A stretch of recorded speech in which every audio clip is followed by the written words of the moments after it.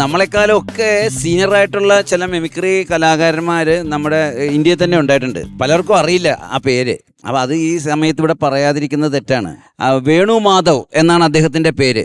അദ്ദേഹം 1932 ജനിച്ചു. അതുപോലെ അദ്ദേഹം 1961 മിമിക്രി പ്രോഗ്രാം അന്നത്തെ നേതാക്കന്മാരായിട്ടുള്ള, അതായത് നമ്മുടെ ഉപരാഷ്ട്രപതി നീലം സഞ്ജീവ് റെഡ്ഡി, അതുപോലെ നരസിംഹറാവു, അങ്ങനെയുള്ള ആളുകളെയൊക്കെ അദ്ദേഹം ഇമിറ്റേറ്റ് ചെയ്തിരുന്നു. അദ്ദേഹത്തിന് പത്മശ്രീ കിട്ടിയിട്ടുണ്ട്. അദ്ദേഹം അവിടെ തെലങ്കാന യൂണിവേഴ്സിറ്റിയിൽ അദ്ദേഹം മിമിക്രിക്ക് ഒരു കോഴ്സ് നടത്തിയിരുന്നു, ഡിപ്ലോമ.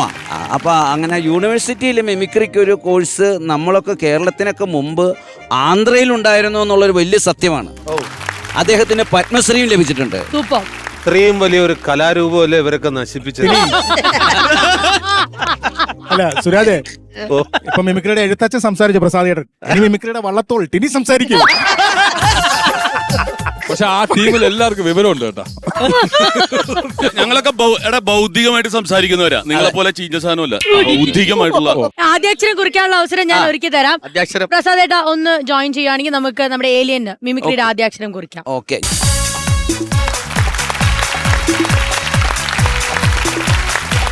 നമസ്കാരം. ഹലോ, നമസ്കാരം. അല്ല, ഏലിയൻ നമസ്കാരം കൊടുത്ത സ്ഥിതിക്ക് നമുക്കിനി ആദ്യാക്ഷരം മിമിക്രി. എഴുത്തല്ല മിമിക്രിയില്ലേ? മിമിക്രി എന്ന് പറഞ്ഞാൽ ശബ്ദം നമ്മൾ അനുകരിക്കും, അത് അതേപോലെ അനുകരിക്കും.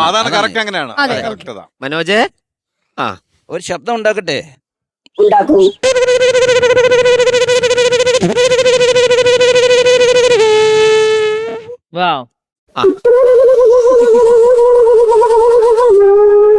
ആദ്യാക്ഷരം അല്ലേ? അല്ല, അവന് വിരൽ നീള കൂടുതലുള്ളത് കൊണ്ടായിരിക്കും അത് സംഭവം. പോകുന്ന ശബ്ദം.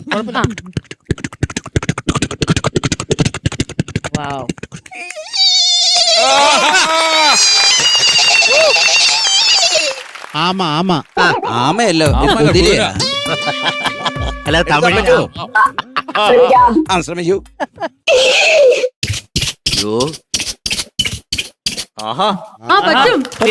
അവസാനത്തെ മറ്റേ വിളിയും കൂടെ. ഏലിയന് ശ്വാസം മുട്ടലെന്ന് പറഞ്ഞ അവിടെ നാളെ വരും. ഇപ്പൊ കുഴപ്പമില്ല, ആദ്യാക്ഷരം എന്തായാലും കുറിച്ചു, ഇനി ഇവനെ പഠിപ്പിച്ചെടുക്കാമല്ലോ. അത്രേ ഉള്ളൂ. അത് മതി. ബാക്കി ഇനി ഒരുപാട് കാര്യങ്ങൾ ഇവിടുന്ന് പഠിച്ചിറങ്ങി സൂപ്പറായിട്ട് അവിടെ പോയി ട്രൂപ്പ് വിടാം. കൊച്ചിൻ ഏലിയൻ ഇനാഗ്രേഷൻ അങ്ങോട്ട് വന്നേക്കാം. നൈസായിട്ട് അതിന്റെ ഇടയിൽ കൂടെ ഒരു ഇനാഗ്രേഷനും പിടിച്ചിരിക്കുന്നു. ഓക്കെ. അപ്പൊ ഞാനൊരു മിമിക്രി പഠിപ്പിച്ചിട്ടുണ്ട് നമ്മുടെ മനോജ് നെടുമങ്ങാടിനെ. മനോജ് ഏതായാലും സ്വന്തം ഗൃഹത്തിലോട്ട് ചെന്ന് കഴിയുമ്പം അവിടെ ഒരു മിമിക്സ് ട്രൂപ്പ് ഇടാം. മാത്രമല്ല ഒരുപാട് എന്നെക്കാളും ഒക്കെ സീനിയർ ആയിട്ടുള്ള മിമിക്രി കലാകാരന്മാർ ഇവിടെയുണ്ട്. 1970 കാലഘട്ടങ്ങളിലേക്ക് നമുക്ക് പോകാം. അവരെ കൂടെ നമുക്ക് ഈ വേദിയിലോട്ട് ക്ഷണിക്കാം. ഓക്കെ,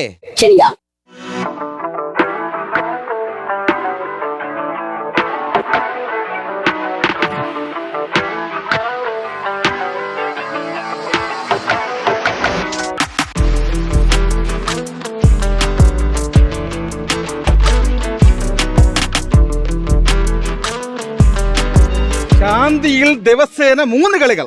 കൊള്ളാമല്ലോ രാജ. ചായയെ കുറിച്ച് രാവിലെ ഇവിടെ കുത്തിയിരിക്കാതെ, ഈ ഭാര്യ നോക്കിയിരിക്കാതെ നീ വീട്ടിൽ പോയി നിന്റെ ഭാര്യ നോക്കിനടാ. പോയിടാ. ഒന്നും ഭാര്യ വീട്ടിലില്ല, ഈ ഭാര്യ കൊള്ളാം. നടക്കടാ ഇങ്ങോട്ട്, നടക്കടാ, ഇരിക്കടാ. അവിടെയല്ല, താഴെ. എനിക്കടുപ്പത്തിലൊരു ചായ, അവനൊരു ഗ്ലാസ് പച്ചവെള്ളം. അവന് വെള്ളം മതിയോ? അവന് പച്ചവെള്ളം പോലും കൊടുത്തു പോകരുത്. എണ്ണയിട്ട് ഓടിച്ചവനാണ് അവൻ, അതും ഈ കാട്ടുപിടിക്കുന്ന നിക്കറോടുകൂടി. എന്ത് കുറ്റമാണ് ഇവൻ ചെയ്തത്? ഇവൻ ചെയ്ത കുറ്റമോ? ഇവൻ സ്വന്തം വീട്ടിൽ കയറി മോട്ടിച്ചു. നിനക്ക് നാണമല്ലടാ സ്വന്തം വീട്ടിൽ കയറി മോട്ടിക്കാൾ. എന്റെ സ്വന്തം വീടല്ല, പിന്നെ പ്രഭാകരൻ മുതലാളിയുടെ വീടിന്റെ പേരാണ് സ്വന്തം വീട്. കളയിരിക്കുമ്പോൾ വാളാടുന്നു. ഞാൻ പറയാം, പ്രഭാകരൻ മുതലാളിയുടെ സ്വന്തം വീടാണ് സ്വന്തം വീട്. എത്ര സ്വന്തമാണ്? ഏമാനെ തെറ്റിയിരിക്കുന്നു. ഞാൻ അത് മനഃപൂർവ്വം തെറ്റിച്ചതാണ്. അതെന്തിനാണ്? പറയുമ്പോൾ എന്തെങ്കിലും കോമഡി വേണ്ടേ? ഞാൻ പറഞ്ഞത് കോമഡിയാണ്.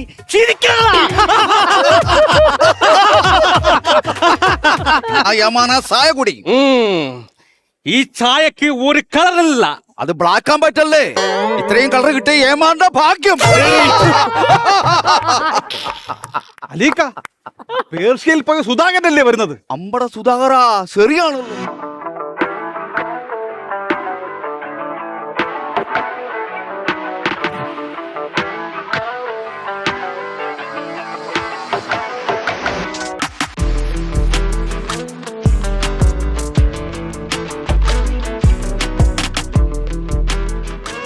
അലീക്ക അലീക്ക നിർത്താൻ. എന്ത് കോപ്രായമാണ് നിങ്ങൾ കാണിക്കുന്നത്?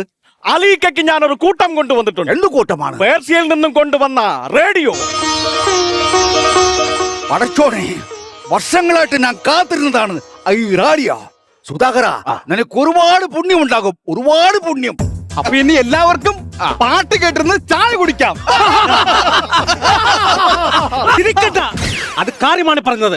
അല്ല സുധാകര, ഈ സൂത്രത്തിൽ എങ്ങനെയാണ് പാട്ട് കേൾക്കുന്നത്? അലീക്ക, ഈ സുനയിൽ പിടിച്ച് ഇങ്ങോട്ട് തിരിച്ചാൽ പാട്ട് കേൾക്കും. പിന്നെയും പിന്നെയും തിരിച്ചാൽ ഒരുപാട് സ്റ്റേഷനുകൾ വരും. പോലീസ് സ്റ്റേഷൻ വരുമോ? പോലീസ് സ്റ്റേഷൻ ഇങ്ങോട്ട് വരില്ലടാ, നമ്മൾ അങ്ങോട്ട് പോകണം. അവിടെ ചെന്നാൽ ഇടിച്ച് നിന്നെ റെയിൽവേ സ്റ്റേഷൻ കാണിക്കുന്നുണ്ട്. മനസ്സിലായോ റാസ്കൾ? സുധാകര, 5 വർഷമായല്ലോ നീ പേർഷ്യയിൽ പോയിട്ട്. തിരിച്ച് വീട്ടിലേക്ക് വന്നപ്പോൾ വീട്ടുകാർ എന്ത് പറഞ്ഞു? ഞാൻ വീട്ടിലേക്ക് വന്ന് മുറിക്കകത്തേക്ക് കാലെടുത്ത് കുത്തിയതും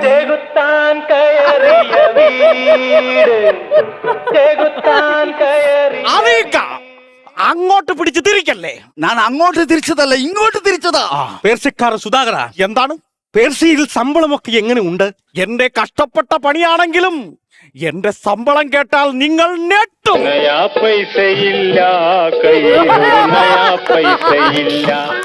അലീക്ക, എന്നാ അങ്ങോട്ടും ഇങ്ങോട്ടും ഇട്ട് ഞെക്കല്ലേ, ഞാൻ ശരിയാക്കി തരാം. ആകാശവാണി പ്രധാന വാർത്തകൾ. പേർഷ്യയിൽ നിന്നും റേഡിയോ മോഷ്ടിച്ച മലയാളി യുവാവിനെ അറബി പോലീസ് തിരയുന്നു. മാത്രമല്ലല്ലോ പേർഷ്യയിൽ നിന്നും നാട്ടിലേക്ക് വന്നത്. നിങ്ങളോട് ഞാനൊരു കാര്യം പറയാം. കേൾക്കുന്നതൊന്നും സത്യമല്ല, പിന്നെ കാണുന്നതാണ് സത്യം. എന്നാലും സുധാകര, റേഡിയോയും ഇല്ല, ഒരു കീടിയോയും ഇല്ല. പോയിനടാ സുധാകര, നിന്നെ ഇന്ന് കാണിച്ചു തരാം. വരുന്നടാ. ഒരു പേർഷ്യക്കാരൻ. എടാ രാജ, വീട്ടിൽ പോ, ഞാൻ കടയടയ്ക്കാൻ പോവാണ്. കടയിൽ നിന്നാണ് അടയ്ക്കുന്നത്, സമയമാകില്ലല്ലോ. അപ്പൊ നീ ഒന്നും അറിഞ്ഞില്ലേ? ഇല്ല. ജയ്ഹിന്ദ് ഗ്രന്ഥശാലയുടെ പരിപാടിക്ക് 2 പയ്യന്മാരുടെ മിമിക്രി ഉണ്ട്. കേസൻ രാജ്, കൊല്ലം സിറാജ് ചേർന്ന് അവതരിപ്പിക്കുന്ന മിമിക്രി. മിമിക്രിയോ? എന്താണ് മിമിക്രി? അയ്യോടാ, ഒന്നും അറിയില്ലേ? നീ നാട്ടുകാരോട് കാശ് കടം മേടിച്ചിട്ട് വീട്ടിൽ പോയി ഒളിച്ചെടുക്കുമ്പോ അത് ചോദിക്കാൻ വരുന്നോട് പാത്രന്ന് ഒച്ച വെക്കത്തില്ലേ? അയ്യോ, ഇവിടെ ആരുമല്ല, പോയിട്ട് അങ്ങനെ പറയുന്നതാണ് മിമിക്രി. ആണോ? അങ്ങനെയാണെങ്കിൽ കേസൻ രാജിന്റെയും കൊല്ലം സിറാജിന്റെയും മിമിക്രി കണ്ടിട്ട് തന്നെ കാര്യം.